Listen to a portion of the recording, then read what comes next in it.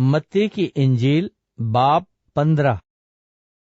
उस वक्त फरीसियों और फकीहों ने यरूशलेम से यीशु के पास आकर कहा, तेरे शागिर्द बुजुर्गों की रिवायत को क्यों टाल देते हैं कि खाना खाते वक्त हाथ नहीं धोते?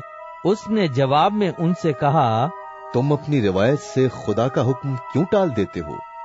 क्योंकि खुदा ने फरमाया है, तू अपने बाप की और अपनी माँ की इज्जत कर, और जो बाप या माँ को बुरा कहे वो जरूर जान से मारा जाए। मगर तुम कहते हो कि जो कोई बाप या माँ से कहे कि जिस चीज का तुझे मुझसे फायदा पहुंच सकता था वो खुदा की नजर हो चुकी, तो वो अपने बाप की इज्जत न करे। बस तुमने अपनी रिवायत से खुदा का कलाम बातिल कर दिया। ऐ रियाकारो, यसायाह नबी ने तुम्हारे हक में क्या खूब नबुव्वत की है कि ये उम्मत जबान से तो मेरी इज्जत करती है, मगर इनका दिल मुझसे दूर है, और ये बेफायदा मेरी परस्तिश करते हैं, क्योंकि इंसानी अहकाम की तालीम देते हैं।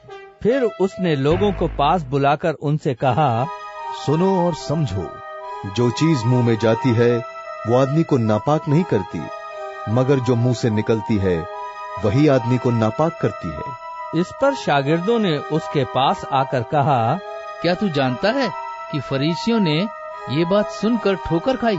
उसने जवाब में कहा, जो पौधा मेरे आसमानी बाप ने नहीं लगाया जड़ से उखाड़ा जाएगा। उन्हें छोड़ दो, वो अंधे राह बताने वाले हैं, और अगर अंधे को अंधा राह बताएगा तो दोनों गड्ढे में गिरेंगे। पतरस ने जवाब में उससे कहा, ये तमसील हमें समझा दे। उसने कहा, क्या तुम भी अब तक बेसमझ हो?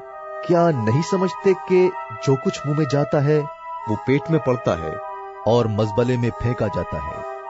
मगर जो बातें मुंह से निकलती हैं वो दिल से निकलती हैं, और वही आदमी को नापाक करती हैं, क्योंकि बुरे ख्याल, खून रेजियां, जिनाकारियां, हरामकारियां, चोरियां, झूठी गवाहियां, बदगोइयां दिल ही से निकलती हैं। यही बातें हैं जो आदमी को नापाक करती हैं, मगर बगैर हाथ धोए खाना खाना आदमी को नापाक नहीं करता। फिर यीशु वहां से निकलकर सूर और सैदा के इलाके को रवाना हुआ, और देखो एक कनानी औरत उन सरहदों से निकली और पुकार कर कहने लगी, ऐ खुदाबंद, इन इब्ने दाऊद, मुझ पर रहम कर। एक बदरूह मेरी बेटी को बुरी तरह सताती है।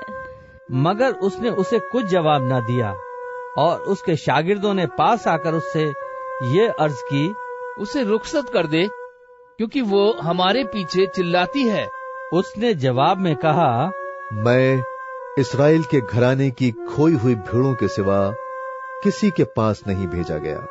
मगर उसने आकर उसे सिजदा किया और कहा, ऐ खुदाबंद, मेरी मदद कर। उसने जवाब में कहा, लड़कों की रोटी लेकर कुत्तों को डाल देना अच्छा नहीं। उसने कहा, हाँ खुदाबंद, क्योंकि कुत्ते भी उन टुकड़ों में से खाते हैं जो उनके मालिकों की मेज से गिरते हैं।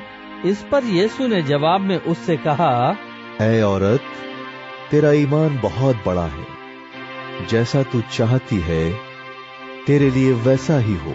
और उसकी बेटी ने उसी घड़ी शिफा पाई। फिर यीशु वहां से चलकर गलील की झील के नजदीक आया और पहाड़ पर चढ़कर वहीं बैठ गया, और एक बड़ी भीड़ लंगड़ों और अंधों, गूंगों, टुंडों और बहुत से और बीमारों को अपने साथ लेकर उसके पास आई, और उनको उसके पांवों में डाल दिया, और उसने उन्हें अच्छा कर दिया। चुनांचे जब लोगों ने देखा कि गूंगे बोलते, टुंडे तंदुरुस्त होते, लंगड़े चलते फिरते, अंधे देखते हैं, तो ताज्जुब किया और इस्राएल के खुदा की तमजीद की। और यीशु ने अपने शागिर्दों को पास बुलाकर कहा, मुझे इस भीड़ पर तरस आता है, क्योंकि ये लोग 3 दिन से बराबर मेरे साथ हैं, और इनके पास खाने को कुछ नहीं, और मैं उनको भूखा रुखसत करना नहीं चाहता। कहीं ऐसा न हो कि राह में थक कर रह जाएं। शागिर्दों ने उससे कहा, बियाबान में हम इतनी रोटियां कहाँ से लाएं कि ऐसी बड़ी भीड़ को सैर करें?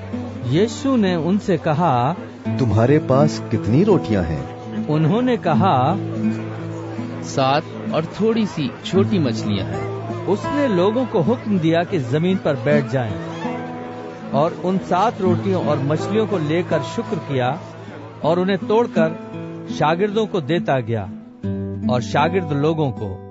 और सब खाकर सेर हो गए और बचे हुए टुकड़ों से भरे हुए 7 टोकरे उठाए, और खाने वाले सिवा औरतों और बच्चों के 4000 मर्द थे।